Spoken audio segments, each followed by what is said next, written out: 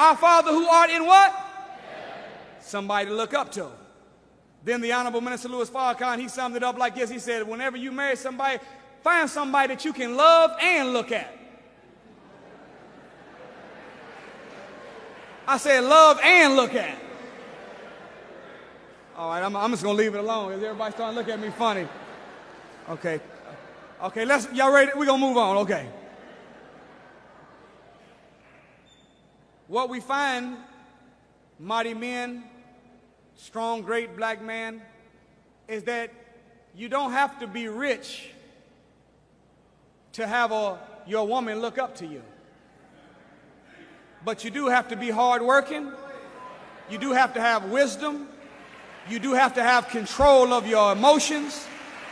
And listen to me, and you cannot be a punk or a coward. Do you understand what I'm trying to say? I got to be honest with you. I got to be honest with you. I don't understand how we let a cracker come inside of a church.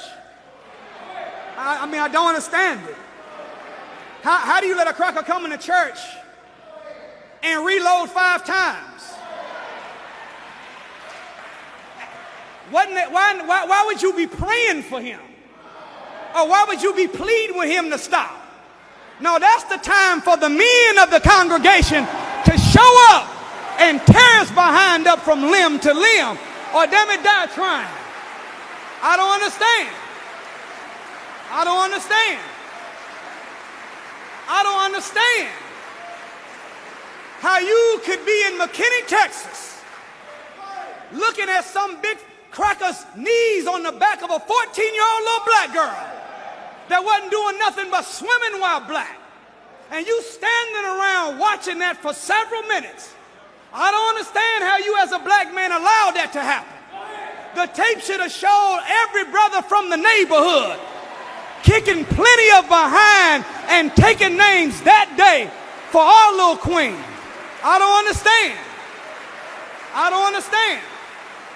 I don't understand how you can video a black woman being beaten by highway patrol in California. I don't understand how you tape that. At what point don't you turn the tape around and say, look, I love you babies, I love my children, I love my wife, my mama, please give everybody a kiss, but I'm not going to let this cracker do what he's doing. I'm getting ready to go kill this demon on behalf of respect and protect for the black woman, the mother of civilization. What's wrong with us? I don't understand.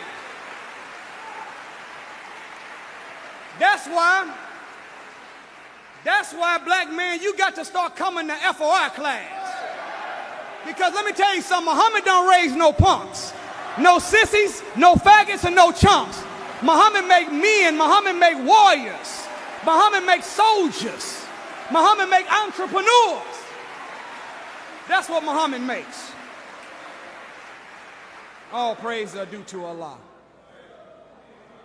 No, you don't have to be rich in order for your woman to look up to you, but you got to work hard.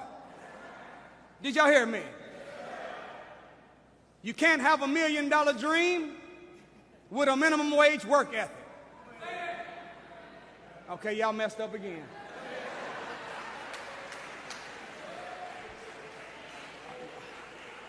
Y'all want to try it again? Okay, y'all ready? You ready? Okay, take 2.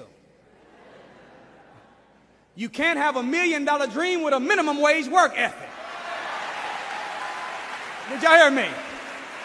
See, brothers, listen. The code of a man is that I'd rather be tired with money in my pocket than well rested and broke. That's the code of a real man. Do you understand what I'm trying to say? Money's not everything. Don't get me wrong, I'm not saying money's everything. Money's not everything. But it is right up there with oxygen. It's right up there with oxygen. It's one of the main stats of life. If life was basketball, it wouldn't be the score, but it'd probably be the rebounds.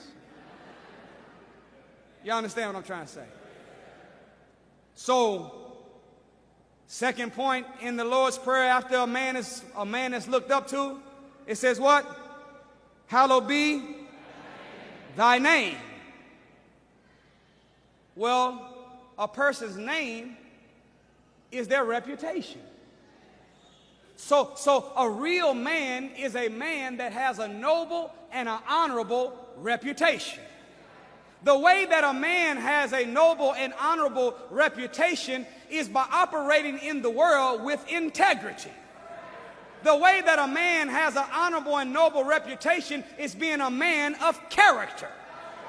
Are y'all all right? The minister said this. He said, character is the sea on which knowledge floats. Regardless on how much knowledge you have, your ship of knowledge will sink when you lose your character. Well, how does one lose their character? He said, every time you make your word bond, you strengthen your character. And every time you break your word, you weaken your character. Character is integrity. There's a difference between honesty and integrity.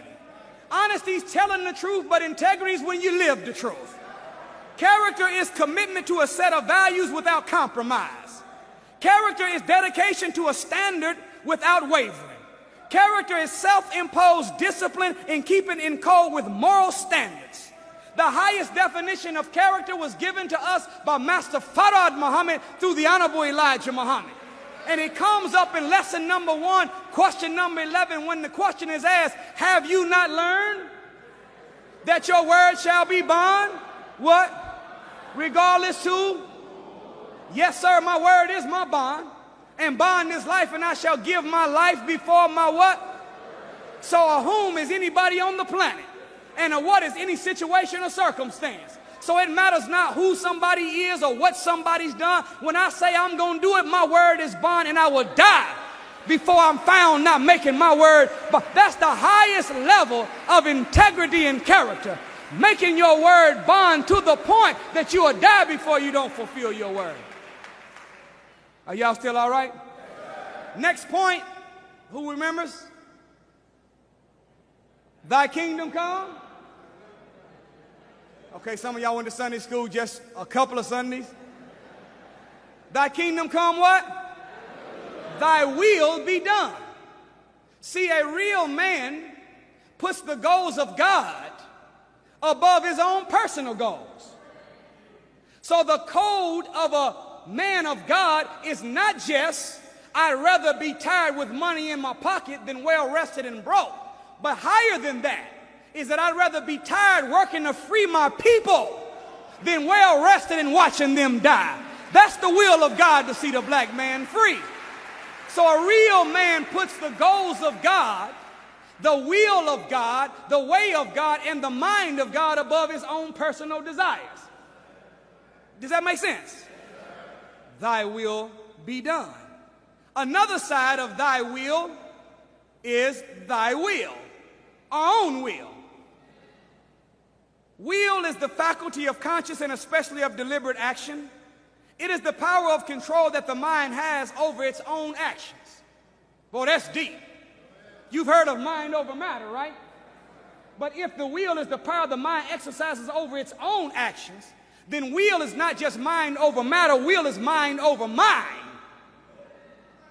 Okay, y'all didn't follow me. I said it's mind over mind. Sometimes you got to check your own stinking thinking. Is that right?